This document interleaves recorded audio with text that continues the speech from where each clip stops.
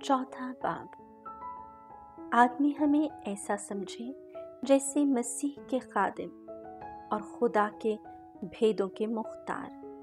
फिर मुख्तार में ये बात देखी जाती है कि दियानतदार पाया जाए, लेकिन मुझे इस बात की कुछ परवाह नहीं कि तुम या कोई इंसानी अदालत मुझे परखे, बल्कि मैं खुद भी अपने आप को नहीं परखता, क्योंकि मेरा ज़मीर तो मुझे कुछ मलामत नहीं करता, मगर इससे मैं रास्तबाज नहीं ठहरता। मेरा परखने वाला तो खुदावंद है। इस वास्ते जब तक खुदावंद न आए तुम वक्त से पहले किसी बात का फैसला न करो। वही तारीकी की खुफिया बातें रोशन और दिलों के मंसूबे जाहिर कर देगा। तब खुदा की तरफ से हर एक की तारीफ होगी।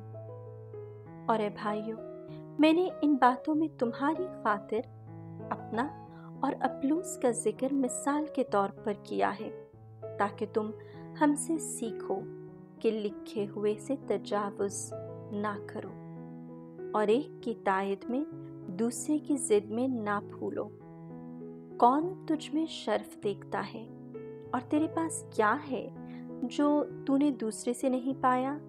मगर जब तूने पाया तो क्यों फख्र करता है कि गोया नहीं पाया? तुम तो पहले ही से आसूदा हो और पहले ही से दौलतमंद हो और हमारे बगैर सल्तनत करते हो। काश कि तुम करते, ताकि हम भी तुम्हारे साथ सल्तनत करते, क्योंकि मेरी दानिस्त में खुदा ने हम रसूलों को सबसे पिछले ठहराया है, जिनके कत्ल का हुक्म हो चुका है, क्योंकि हम दुनिया और फरिश्तों और आदमियों के लिए एक तमाशा ठहरे हैं। हम तो मसीह की खातिर अहमक हैं, मगर तुम मसीह में आकिल हो।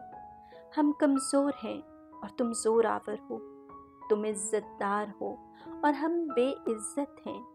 हम इस घड़ी तक भूखे प्यासे नंगे हैं, तमांचे खाते और आवारा फिरते हैं और अपने हाथों से मेहनत करके मुशक्क़त उठाते हैं।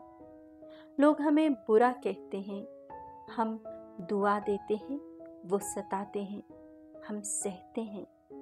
वो बदनाम करते हैं, हम नरमी से जवाब देते हैं। हम आज तक दुनिया के कूड़े और सबकी गर्द की तरह रहे हैं।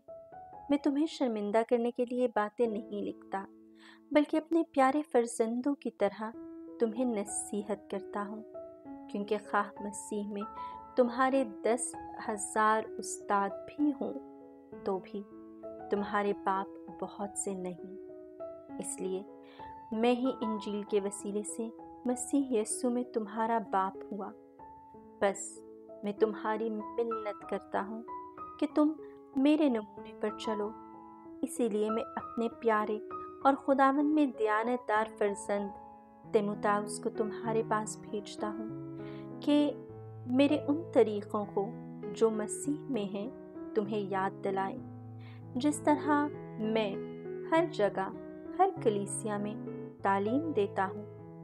बाज़ी समझकर भूलते हैं कि मैं तुम्हारे पास आने ही का नहीं, लेकिन अगर खुदावंद चाहे तो मैं तुम्हारे पास जल्द आऊँगा और भूलने वालों की बातों की नहीं, बल्कि उनके कुदरत को मालूम करूँगा, क्योंकि खुदावंद की बादशाही बातों पर नहीं बल्कि कुदरत पर मौकूफ़ है।